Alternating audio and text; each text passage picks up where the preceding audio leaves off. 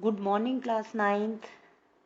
बच्चों, कल हमने मुंशी प्रेमचंद के फटे जूते इस पाठ के प्रश्न उत्तर पर चर्चा की थी और 3 प्रश्नों का समाधान हमने कर लिया था। आज हम चौथे प्रश्न पर चर्चा करेंगे। चौथा प्रश्न है, पाठ में एक जगह पर लेखक सोचता है कि फोटो खिंचाने की अगर यह पोशाक है तो पहनने की कैसी होगी, लेकिन अगले ही पल वह विचार बदलता है कि नहीं, इस आदमी की अलग अलग पोशाकें नहीं होंगी। आपके अनुसार इस संदर्भ में प्रेमचंद के बारे में लेखक के विचार बदलने की क्या वजह हो सकती है?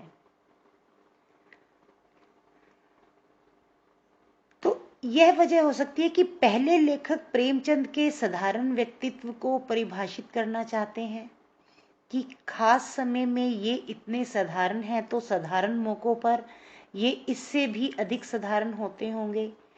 परंतु फिर बाद में लेखक को ऐसा लगता है, लेखक कौन? हरिशंकर परसाई। उनको ऐसा लगता है कि प्रेमचंद का व्यक्तित्व दिखावे की दुनिया से बिल्कुल अलग है, क्योंकि वे जैसे भीतर हैं वैसे ही वे बाहर भी हैं, अर्थात उनमें कोई भी अंतर नहीं है। उनकी करनी और कथनी में, उनके अंदर और बाहर में किसी प्रकार का कोई भी अंतर नहीं है। अगला प्रश्न है, आपने यह व्यंग्य पढ़ा, इसे पढ़कर आपको लेखक की कौन सी बातें आकर्षित करती हैं? पहली कि लेखक एक स्पष्ट वक्ता है। यहाँ बात को व्यंग के माध्यम से प्रस्तुत किया गया है। प्रेमचंद के व्यक्तित्व की विशेषताओं को व्यक्त करने के लिए जिन उदाहरणों का प्रयोग किया गया है वे व्यंग्य को और भी आकर्षक बना देते हैं। कड़वी से कड़वी बातों को अत्यंत सरलता से व्यक्त किया गया है। यहाँ अप्रत्यक्ष रूप से समाज के दोषों पर भी व्यंग किया गया है। अगला प्रश्न है, पाठ में टीले शब्द का प्रयोग किन संदर्भों को इंगित करने के लिए यानी कि इशारा करने के लिए किया गया होगा? तो बच्चों, पाठ में टीले शब्द का प्रयोग मार्ग की बाधा के रूप में किया गया है।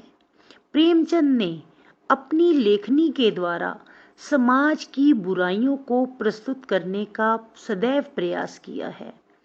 ऐसा करने के लिए उन्हें बहुत सारी कठिनाइयों का सामना करना पड़ा, तो इसलिए यहाँ पर टीले शब्द का प्रयोग किया गया है कि वो बहुत ही साधारण थे और इस प्रकार उन्हें जब समाज की यथार्थता को अपने ग्रंथों में, अपने लेखन कला में जब उन्हें प्रस्तुत करना पड़ा, चित्रित करना पड़ा, तो उनको चित्रित करने के लिए कई समस्याओं का सामना करना पड़ता था।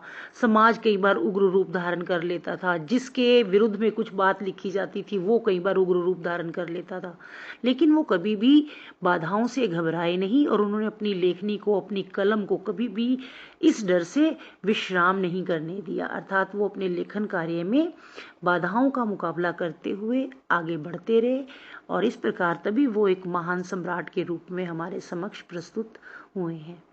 थैंक यू बच्चों, इन क्वेश्चंस को अपनी नोटबुक में नोट करें और याद करें। Thank you very much.